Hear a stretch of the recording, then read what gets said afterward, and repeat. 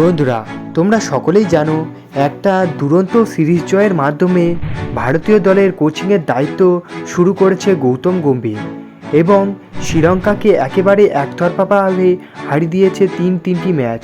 প্রথম দুটি ম্যাচ অবশ্য পুরোপুরি একতরফা ছিল, তবে তৃতীয় ম্যাচটি বেশ এক্সাইটিং হয়েছে এবং যেখানে তৃতীয় ম্যাচটিতে শ্রীলঙ্কা একেবারে নিশ্চিতভাবে জয়ের দিকে এগিয়ে যাচ্ছিল, কিন্তু শেষের দিকে মাত্র 27 রানে 7টি উইকেট তুলে নিয়েছিল ভারতীয় দল এবং শেষ পর্যন্ত ম্যাচটি টাই হয়ে গেলে একটি রুদ্ধশ্বাস জয় ছিনিয়ে নিল নতুন ভারতীয় দল।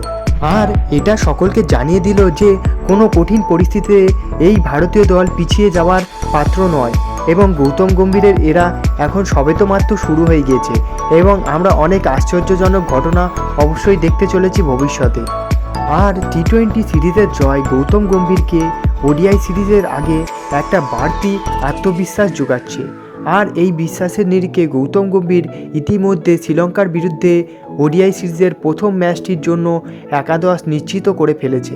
বন্ধুরা, এই ভিডিওতে আমরা দেখে নেব যে শ্রীলঙ্কার বিরুদ্ধে প্রথম ওডিআই ম্যাচটিতে ভারতীয় দলের প্রথম একাদশ কী হতে চলেছে। তাই তোমরা ভিডিওটি শেষ পর্যন্ত দেখো এবং তোমরা যদি আমার চ্যানেলে নতুন হয়ে থাকো এবং ভবিষ্যতে ক্রিকেট রিলেটেড তথা ইন্ডিয়ান ক্রিকেটের সমস্ত নিউজ সবার আগে বাংলায় পেতে চাও, তাহলে চ্যানেলটিকে অবশ্যই করে দাও সাবস্ক্রাইব এবং তোমরা যদি টিম ইন্ডিয়ার একজন ডায়ার ফ্যান হয়ে থাকো তাহলে ভিডিওটিকে অবশ্যই করে দাও একটা লাইক। চলো ভিডিওতে আগে যাওয়া যাক। বন্ধুরা, ইতিমধ্যে আমরা সবাই জানি যে বিরাট কোহলি এবং রোহিত শর্মা টি-20 ক্রিকেট থেকে অবসর নিয়েছে, তাই তাদেরকে টি-20 সিরিজে আমরা দেখতে পাইনি এবং টি-20 ওয়ার্ল্ড কাপের পর তারা বিশ্রামও চেয়েছিল বোর্ডের কাছে এবং বোর্ডের বেশ কিছু কর্তারা তাকে বিশ্রাম দেওয়ার পক্ষে ছিল। তবে নতুন কোচ গৌতম গম্ভীরের বিশেষ অনুরোধে রোহিত শর্মা এবং বিরাট কোহলি দুজনেই দলে সামিল হতে রাজি হয়েছে এবং তারা ইতিমধ্যে 29 তারিখে শ্রীলঙ্কায় পৌঁছেও গিয়েছে এবং দুজনকে তার সেই চেনা ছন্দে দেখতে পাবো 1 নম্বর পজিশানে রোহিত শর্মাকে এবং 3 নম্বর পজিশানে বিরাট কোহলিকে। আর এই দুই মহাতারকা দলে ফেরায় দলের শক্তি অনেকাংশেই বেড়ে গিয়েছে এবং মনোবলও বেড়েছে ভারতীয় দলের। এরপর শুভমান গিলকে দেখা যাবে দ্বিতীয় ওপেনার হিসাবে রোহিত শর্মার সাথে খেলতে। বন্ধুরা, এরপর 4 নম্বরে আমরা দেখতে পাবো আমাদের সকলের প্রিয় কেকেআরের অধিনায়ক শ্রেয়াস আইয়ারকে। বন্ধুরা, তোমরা সকলেই জানো যে ওডিআই বিশ্বকাপের পরে ঘরোয়া ক্রিকেট না খেলায় শ্রেয়াস আইয়ারকে বোর্ডের চুক্তি থেকে বের করে দেওয়া হয়েছিল। তবে এই সিরিজ থেকে কামব্যাক করতে চলেছে শ্রেয়াস আইয়ার। আর কেনই বা করবে না? শ্রেয়াস আইয়ার বিশ্বকাপে যেইভাবে সেমিফাইনাল এবং অন্যান্য ম্যাচগুলিতে পারফরমেন্স করেছিল, তাই ওডিআইয়ে তার প্রত্যাবর্তন করাটা সকলেরই কাঙ্ক্ষিত ছিল।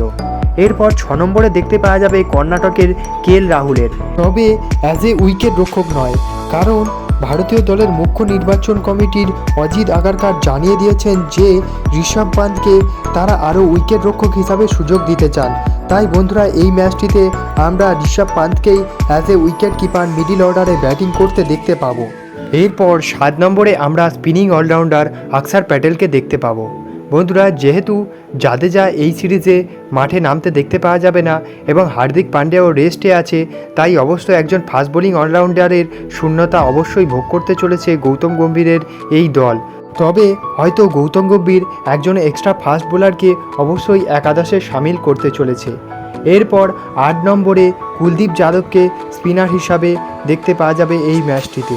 এরপর ফাস্ট বোলার হিসাবে 9 নম্বরে মোহাম্মদ সিরাজকে দেখতে পাওয়া যাবে। মোহাম্মদ সিরাজ বেশ কতগুলি ম্যাচে সেইভাবে পারফরমেন্স না করতে পারলেও শ্রীলঙ্কার বিরুদ্ধে তার রেকর্ড বেশ ভালোই আছে, তাই 9 নম্বরে তাকে অবশ্যই দেখতে পাওয়া যাবে। এবার 10 এবং 11 নম্বরে আরও 2 ফাস্ট বোলার আর্শদীপ সিং এবং আমাদের কেকেআরের নতুন তারকা হর্ষিত রানাকে দেখতে পাওয়া যাবে। যেহেতু টি-20 সিরিজে দুর্দান্ত পারফরমেন্স করেছে আর্শদীপ সিং, তাই তার জায়গা পুরোপুরি পাকা এবার ওডিআই ক্রিকেটেও এবং হর্ষিত রানা ডেবিউ হতে চলেছে এই সিরিজ থেকেই এবং আমরা গৌতম গম্ভীরকে অবশ্যই কেকেআর প্লেয়ারদের সাপোর্ট করতে এই সিরিজে দেখতে পাবো। বন্ধুরা, আজকের ভিডিও এই পর্যন্ত ছিল। দেখা হচ্ছে অন্য কোনো ভিডিওতে, ততক্ষণের জন্য বাই বাই।